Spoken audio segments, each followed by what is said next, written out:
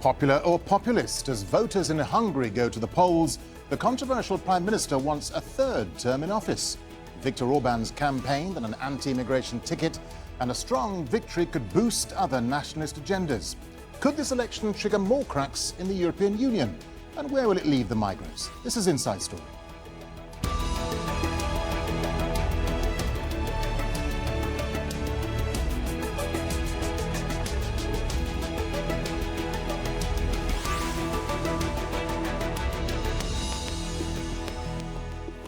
Hello and welcome to the show. I'm Darren, Jordon. The election campaign in Hungary has been dominated by one issue: immigration.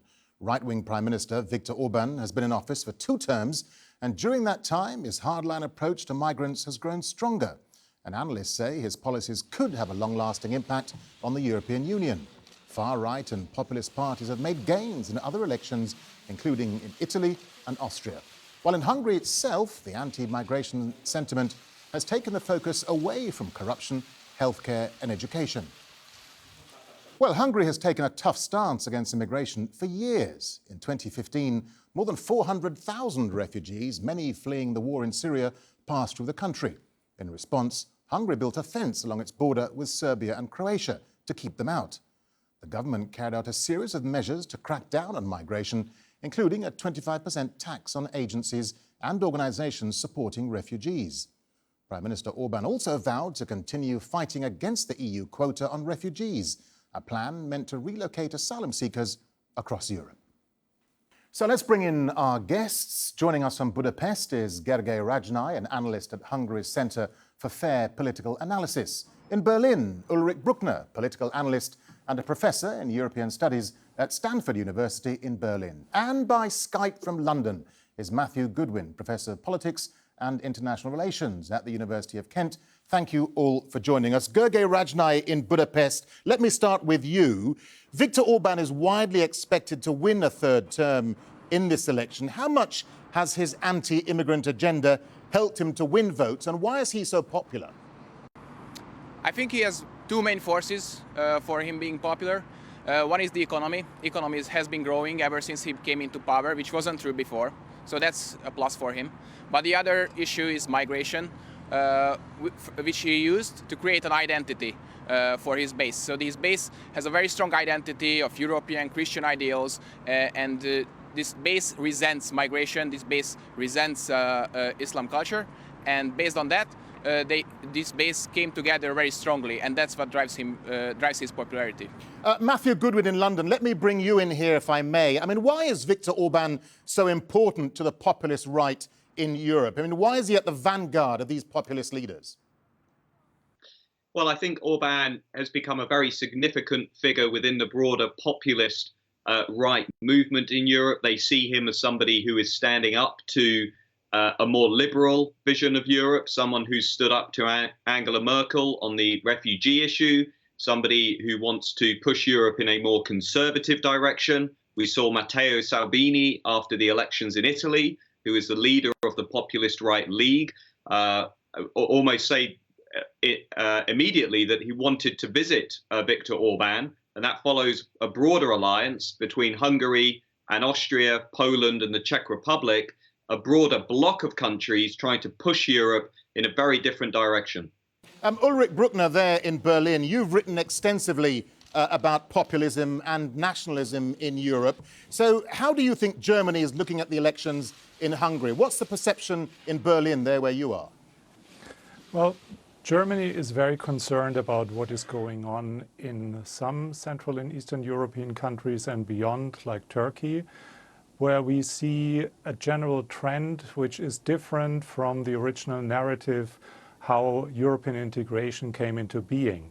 And this narrative is about we overcome nationalism, we become part of one, we still stay who we are, Germans, Hungarians, Brits, French, but we belong to something bigger, and this something bigger is committed to core principles which are in essence liberal, and they are committed to pluralism. And what we can experience in Hungary, both rhetorically and politically, is a swing to a more populist, anti-pluralist agenda.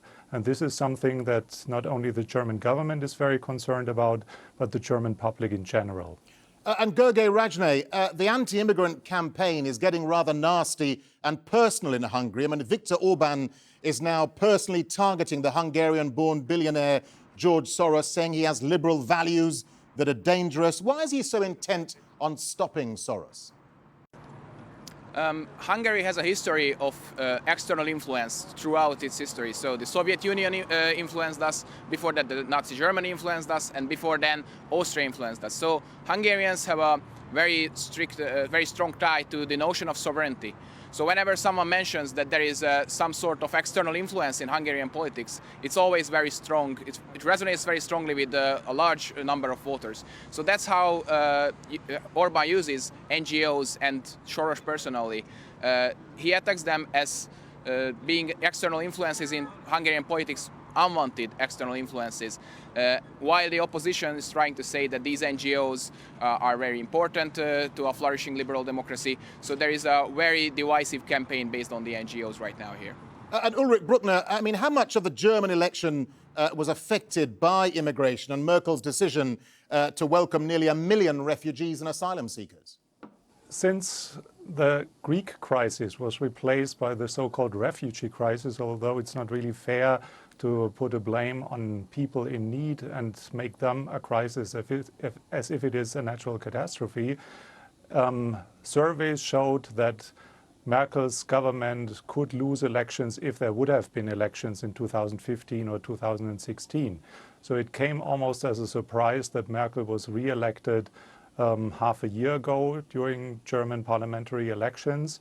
And one can clearly see a direct effect that for the first time in the history of the country, there is a party in the parliament which is right of the so-called conservative party, although right now they wouldn't necessarily call themselves conservative, Merkel's Christian Democratic Union, and that's the Alternative für Deutschland, which is a populist sort of movement, not exactly a party yet, that instrumentalizes everything that can be used against the establishment, like what we see as a blueprint from other populist movements. Ulrich, let me stay with you for a second. So where does Merkel now stand on immigration currently, and how much is immigration playing into the new term? Merkel repeated in the election campaign and after that she doesn't see any mistake, that nothing has been done wrong. Maybe the communication wasn't perfect after 2015, how to explain what this is all about.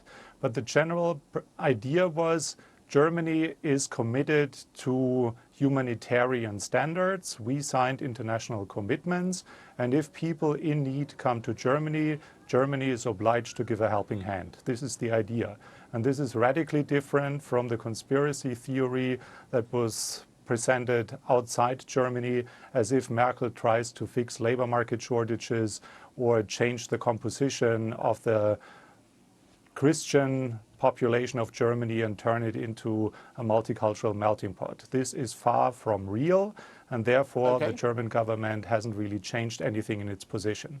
Matthew Goodwin in London, I mean, Viktor Orban has come to serious blows with Europe over immigration, hasn't he? I mean, he sees Brussels as part of the wider problem and not the solution in his drive to keep immigrants out. So what's his beef with Brussels, briefly?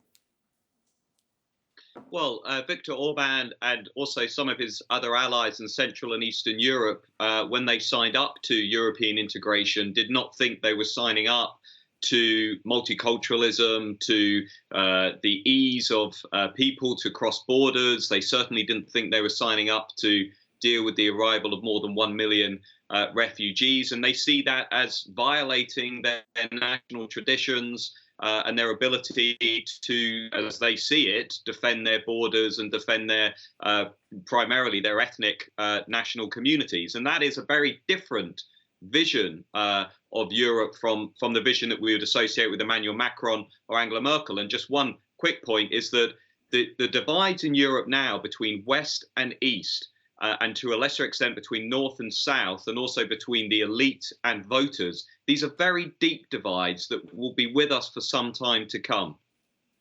Gergei, Rajnai, let me come back to you, because Viktor Orban, many people say, is one of the few European leaders who says in public what others can only say behind closed doors. He presents himself as the defender of European Christianity, and he warns about the dangers of what he calls Islamization of Europe. How will other European leaders view this election, particularly those on the right with nationalist and populist agendas, do you think? Well, Orban's popularity and electoral success is a driving force of populism all around Europe.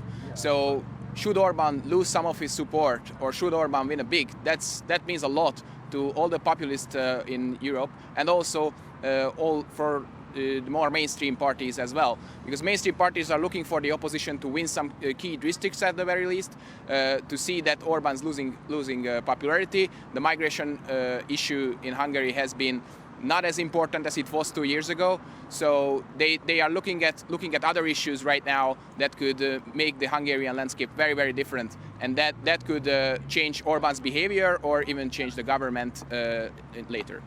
Ulrich Bruckner in Berlin, does Viktor Orban see other European leaders like Angela Merkel as too soft to tell it like it is? I mean, some people will say he actually has a point, given that Merkel paid such a heavy price politically for her softer immigration stance.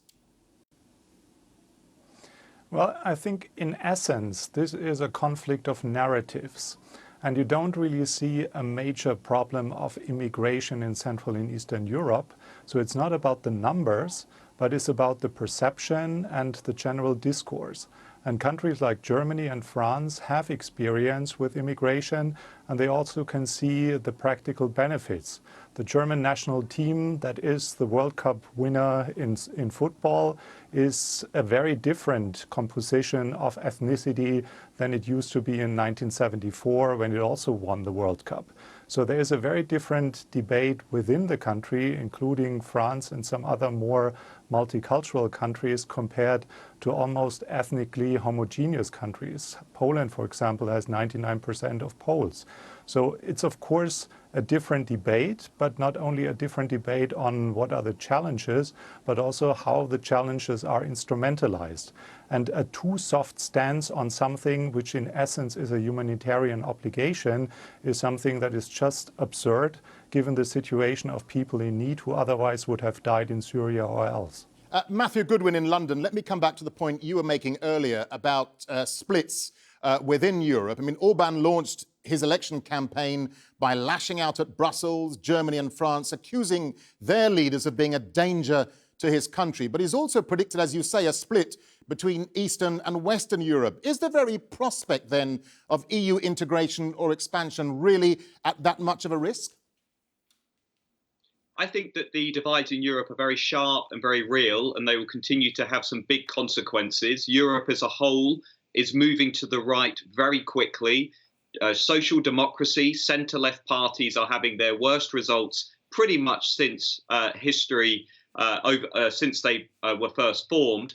And also at the same time, we're seeing centre-right parties in Europe, Sebastian Kurz in Austria, Theresa May in Britain, also some centre-right politicians in Germany, effectively sounding exactly the same as the populist right. And so I think Europe at the moment is moving very quickly to the right. That will have all kinds of effects going forward in how the EU approaches issues like the refugee crisis and so on.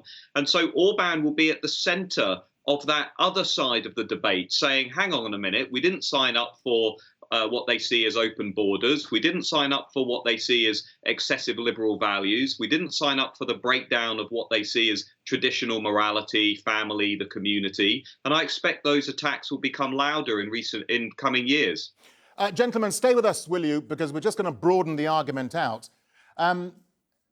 As we've mentioned, Hungary is among several other EU countries taking a strong stance on immigration. The German Chancellor, Angela Merkel, was criticised for letting in nearly 1 million refugees in 2015, and that cost her dearly in the elections, and it took her months to put together a coalition government. In Austria, right-wing Chancellor Sebastian Kurz has been vocal against refugees. Kurz said his goal is to confront any development of parallel societies in Austria. And in Italy, the debate on immigration has stalled the government there. The top two political parties are still in deadlock following the March 4 election. Gergei, Rajnai, let me come back to you for a second, because Viktor Orban will say, hang on a second, look, My policy has worked. Refugee numbers coming to Hungary have collapsed since 2015, and he's poked Europe in the eye with a big stick, hasn't he?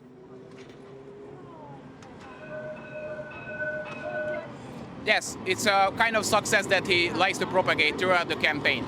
That refugees were here, but now they aren't, and this is that it is very visible here in Hungary. That because Hungary is basically an ethnically homogeneous country, we don't have much of an experience with migration, and it was a big shock when the first wave of migrants arrived at our border, and there were the train stations were full of migrants, and the people were shocked. People were afraid of what's going to happen. They were only traveling through Hungary to reach Germany, but it was still something that Hungary has not seen before. And now, for the last 2 years, this hasn't been an issue because of the fence that the government built. So this was a successful campaign that made Orban very popular.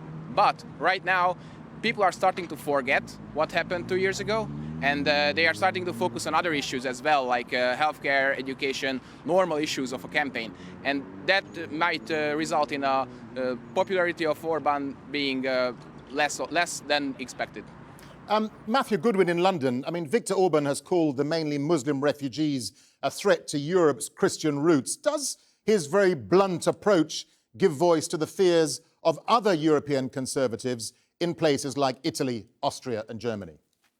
Well, if you look across Europe as a whole today, when voters are asked what are the top two issues, they say immigration and terrorism. And I don't agree with the earlier point that this is simply about countries that have no experience with immigration. We've just seen Donald Trump be elected president of the United States, which has a long and well-established history of immigration and multiculturalism. And we've seen the vote for Brexit in Britain, which followed very high levels of immigration. And so what I think we're seeing is people like Viktor Orban really looking at the West, looking at the model of what's happening in the West, the amount of immigration, the amount of liberal, the spread of liberal values. And I think they just simply don't share that vision of Europe, and they want to push back against that. So I personally think that people like Orban will be with Europe for many years to come. Ulrich Bruckner in Berlin. The EU announced last December it was taking Poland, the Czech Republic and Hungary to its top court over their refusal to host asylum seekers. But let me ask you, that's not likely to worry Viktor Orban, is it? I mean, it's likely to perhaps even embolden him in the future, isn't it?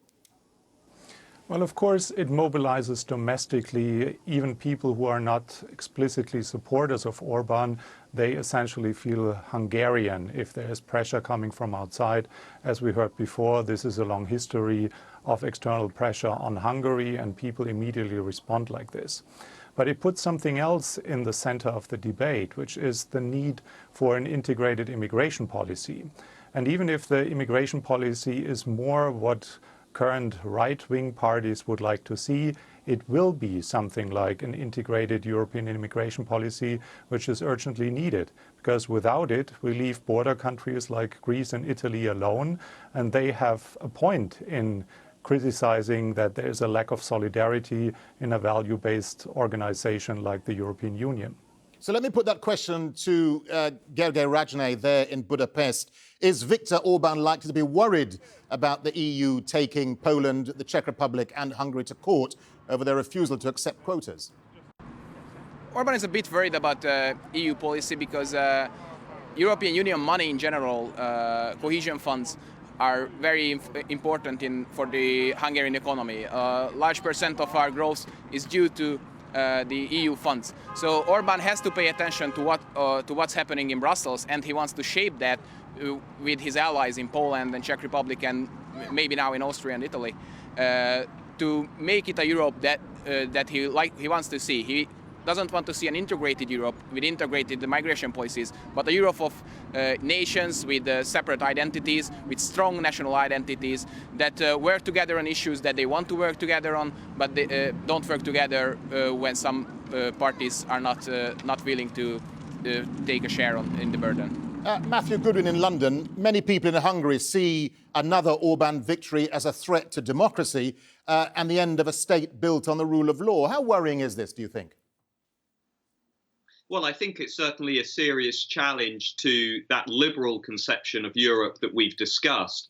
I personally do not think that voters in these countries are wanting to overthrow the democratic regime. If you look at big surveys, the World Values Survey, for example, public support for democracy is very, very strong. What we are seeing, I would suggest, is perhaps a transition away from that liberal conception of democracy that puts a big emphasis on pluralism and on the right of different groups to have a say over the decisions that affect everybody's lives. And we're moving into a direct conception of democracy, more referendums, more citizens' initiatives, more room for popular will. And people like Orban or Salvini in Italy or Marine Le Pen in France or Nigel Farage in Britain are not only encouraging that shift, but are tapping into that desire among voters to have more of a say over these key decisions. Ulrich Bruckner there in Berlin. So is this Hungarian election then a threat to the liberal perception of democracy and the very values, the core values of Europe? Well, Orban is clearly a figure that represents the alternative to what used to be the narrative of a pluralist liberal Europe. And it's too early to tell in which direction things are moving.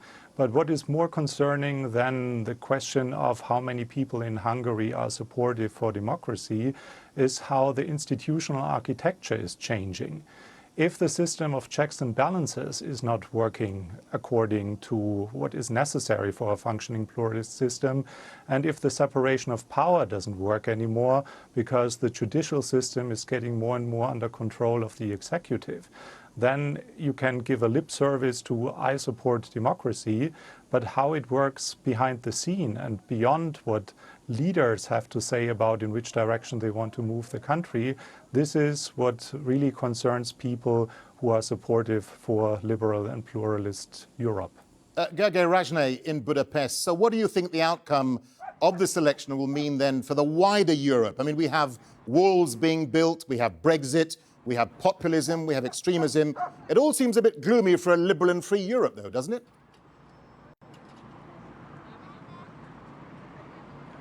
It can mean a lot of things for Europe, depending on what the result is. I mean, turnout is higher than ever now today, and that means that the winner, which is likely to be Orban, he can point to the turnout numbers and say that I'm more democratic than anybody ever in Hungarian democracy's history, because 75% of the voters turned out and voted for one party or the other.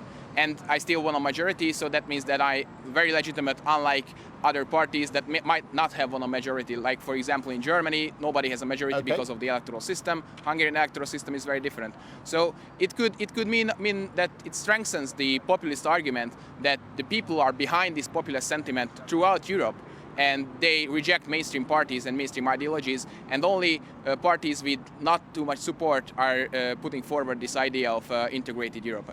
Matthew Goodwin, a final thought from you. So how is all of this then likely to play out for the EU? I mean, populist leaders, as you say, are a thorn in the side of Brussels. So what does the EU want to see in Hungary? Well, I think in the immediate short term, we'll see Orban re-elected today. And I think we then move to the elections in Sweden, where we'll see probably a strong result for the populist right Sweden Democrats. And don't forget, next year, in the spring of 2019, we have those big European Parliament elections across the continent. And I think what we're going to see over the next 3 to 5 years, as the effects of the financial crisis continue to linger on, as the effects of the refugee crisis and also terrorism and the security issue continues to play out, I think we will continue to see a fairly sharp rightward drift across Europe, where people like Emmanuel Macron actually become the outliers. They are the exception to the broader trend. And thanks to all our guests, Gergei Rajnai in Budapest, Ulrich Bruckner in Berlin, and Matthew Goodwin in London. And thank you too for watching. You can see the programme again anytime by visiting our website, aljazeera.com. And for further discussion, go to our Facebook page. That's facebook.com/AJ Inside Story. And you can also join the conversation on Twitter. Our handle is @AJ Inside Story. From me, Darren Jordon, and the whole team here, goodbye for now.